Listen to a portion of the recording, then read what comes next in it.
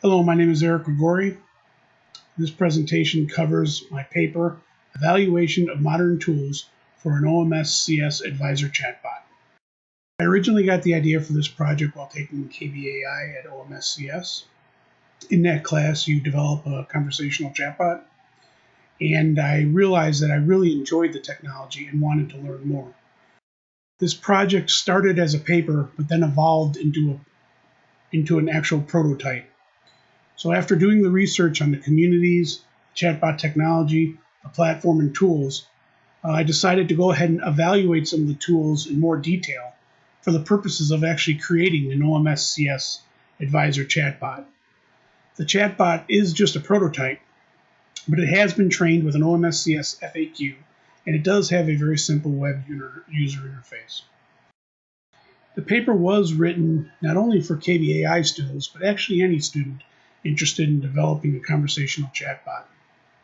So the paper does cover the technology in detail. It covers the marketing side of both using the chatbots in education and customer support. And as I stated before, there's a detailed evaluation of the tools. After evaluating the tools themselves were used to create a conversational chatbot, in this case an OMSCS advisor. The purpose of the advisor is to help prospective students get information about OMSCS. It currently takes anywhere from 24 to 48 hours to get answers about OMSCS because our human advisors are so overworked. The goal of this technology is to trim that down to a few seconds. The project is not complete. There's still lots of work to do for the OMSCS advisor. I think ultimately it'd be a very valuable tool for the OMSCS program. I've gone ahead, and if you want to play with the tool or experiment with the tool, the link right there will let you experiment with the tool. It does only support one session at a time, so if you get a message saying that it's busy, it's because someone else is using it, unfortunately. That's a limitation of Python Anywhere. That's not a limitation of the general technology. Python Anywhere was used because it's free in this particular use case. And all the source code's available on GitHub at the link shown. The paper covers communities that can benefit from conversational chatbot technology. It goes into detail about the actual conversational chatbot technology, specifically the natural language processing, and the technology involved behind that, for breaking sentences down into entities and intents. The flow of conversation, how conversation is tracked, and basic conversational chatbot architecture.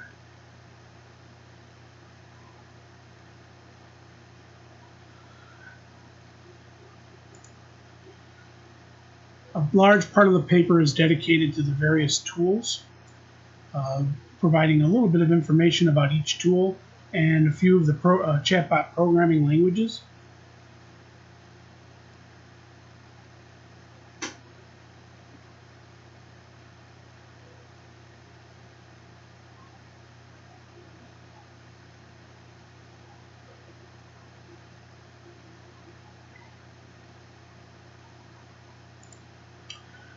Then there's the evaluation of the tools. This is where we actually went into detail, or where I actually went into detail for these 4 tools and evaluated them. The details are actually in the appendices, and actually 6 tools were evaluated. These 4 tools are compared because these are all natural language processing tools, or natural language understanding. You can see there's a side-by-side comparison to help people determine which is the best tool for their particular application. Code snippets to show how the tool is accessed, and details on how the tools are actually used by a chatbot.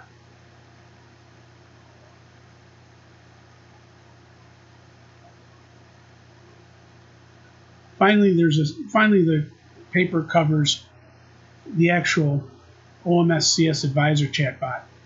How does the chatbot work? What are its main subsystems? The chatbot does use the API AI platform from Google. So it covers some more details about how the API platform is actually accessed, some of its data structures, and some of its unique features for why it was chosen.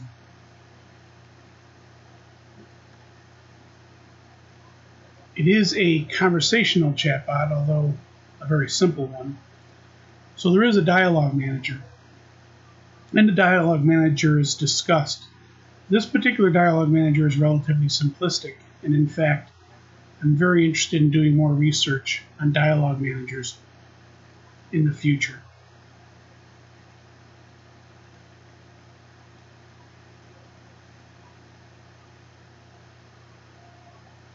Dependencies are a wealth of information.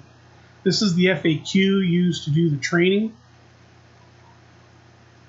This is actually the knowledge base that was used as the reference for the training. So this could be thought of as an input vector for the training testing.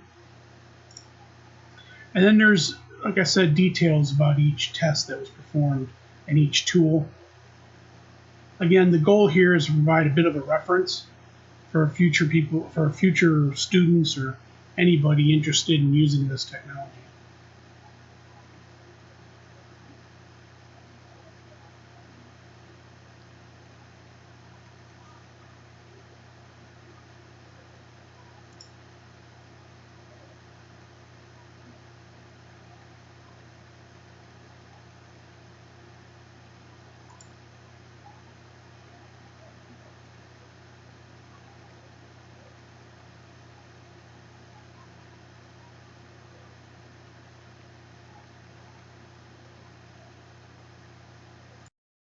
So I'm logged on to Python Anywhere, and I'm running the actual tool. Now, first thing you'll notice is that there's actually two tools.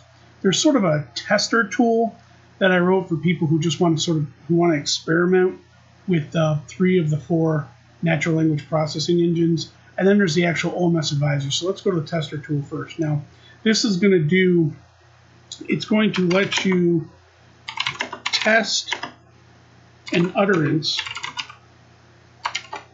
across all 3 tools. So is the GRE required? I'm going to go ahead and submit that. It's actually going to pass that to WIT.AI, Lewis, and API.AI. That's a tongue twister. What you see here, because it is a test tool, what you're actually seeing is a combination of the raw data and the decoded data. So here, for instance, is the actual raw data, and then here is decoded. You'll note that WIT.AI, relatively simple response. See, here's the intent, GRE, here's its confidence level, and then here's the decoded intent. Lewis is quite nice in that it actually provides multiple intents. So you can see its top scoring intent is GRE, but it also provides a score for education, for curriculum, for recommendations. And this is very powerful because this can be used for maintaining the dialogue and helping the user through finding an answer. So you can see both WIT and Lewis correctly answered the question. Now you come to API.AI, and you'll notice a couple of things. For one, its raw results are a lot bigger. What this does, this particular tool, actually allows you to return the actual response by the tool. So instead of decoding the intent, the tool actually gives me the response directly. So you'll notice that within the raw data, so here's the actual question up here, is the GRE required? And then you can see it correctly caught the intent, but then it provides a fulfillment. So this is the actual response. So the response comes directly from API.AI, which is a very handy feature. It means one less database, basically. It also provides a score, and it provides some additional information which is covered. The contexts, which are here, are covered in detail in the parameters context, are covered in detail in the paper. So now you go to the other tool, and the OMSCS Advisor. And in this tool, I'm going to go ahead and say, we'll go ahead and ask her a question. So let's see. Do I need recommendations? Let's see. Let's try that. Okay, so again, this is the actual chatbot tool online. So this is running NPI AI. You can see I cleaned up there's still some raw data in there because it is still a tool. There's the original question. There's the actual decoded intent. And here's the response. Now notice in the response there's a question. So it asks you, is this what you're looking for? Well, it just so happens that yes, it is. This is an answer on the recommendation. So I say yes, thank you very much. And I submit that. And the robot very nicely says, ooh, I thought I blew it. Better lucky than good. If you have any additional questions, please ask. Yeah, I tried to put some comedy in there. But the key thing is that you notice it says done here. So what that means is that in terms of the chatbot, the conversation's done. It answered your question. You have approved the answer. That conversation is done. So you notice when I put in the next question, which is, do I need a degree? Notice the screen's going to clear.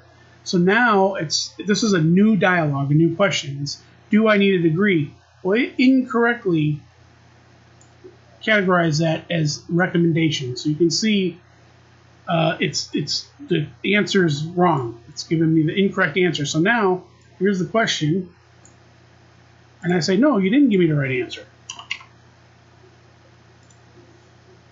And now notice that the context now is that it failed. The chatbot has failed. And what it's asking you to do is please reword the question. So now I'm going to go ahead and reword the question as, is a bachelor's degree required? Submit. And look at that. That time it got it answered correctly. Education, Georgia Tech grants graduate admission only to applicants who have a bachelor's degree. So it's asking me again, is this the answer you're looking for? Well, yes, it is. Thank you very much. And again, it says it gives me a reply, and the context is done, which means at this point, it's going to go ahead and reset the conversation. So now let's ask it a question that is outside the domain. Who is Eric Grigori? So this is outside the domain of OMSCS information. Notice it's going to reset because it's reset the conversation, but this time it doesn't have an answer, and it knows that this is outside the domain, so it's not answered, and it replies, I can only answer questions about OMS admission curriculum at this time. So it knows it's outside the domain, and it gives you that reply.